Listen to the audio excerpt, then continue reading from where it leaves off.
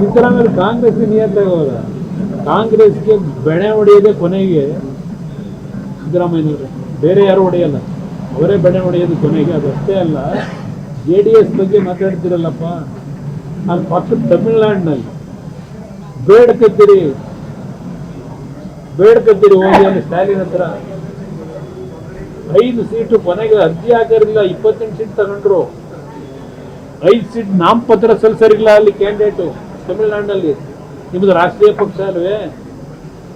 ಬಿಹಾರದಲ್ಲಿ ಏನ್ ಮಾಡ್ಕೊಂಡ್ರಿ? ಎಷ್ಟು ಗೆದ್ರಿ? ಬಿಹಾರದಲ್ಲಿ 5 ಸೀಟ್ ಗೆಲ್ಲೋದಕ್ಕೆ ತಿಣಕ್ಲಾಡೋದು. ಇದು ರಾಷ್ಟ್ರೀಯ ಪಕ್ಷ. ನಮ್ಮದಾದ್ರೂ ಬಿಡಿ ಸಣ್ಣ ಪಕ್ಷ, ನಮಗೆ ಕರ್ನಾಟಕದಲ್ಲಿ ಇದೀವಿ. ಈಗ ಅವರು ಈ ಹಂತಕ್ಕೆ ಬರಕ್ಕೆ ತಾವು ಒಬ್ಬರು ಕಾರಣಕರ್ತರು ಅಂತ ಹೇಳಿದ್ರೆ, ಈ ಹಂತದಲ್ಲಿ ಖುಷಿ ಇದೆಯಾ ಪಶ್ಚಾತ್ತಾಪ ಇದೆ? ನನಗೇನ್ ನಾನು ಖುಷಿಯಾಗಿ ಕೆಲಸ ಮಾಡ್ತಾ ಅಲ್ಲ, ಅವರು ಈ ಹಂತಕ್ಕೆ ನಿಮ್ ಪಾತ್ರ ಇದೆಯಾ? ನನಗೆ ನೋಡಿ, ನಾನಂತೂ ಇದು ನನ್ನ ಕೊನೆಯ ಚುನಾವಣೆ. ಇನ್ನು ಚುನಾವಣಾ ರಾಜಕಾರಣದಿಂದ ನಾನು ದೂರ ಸರಿತೀನಿ.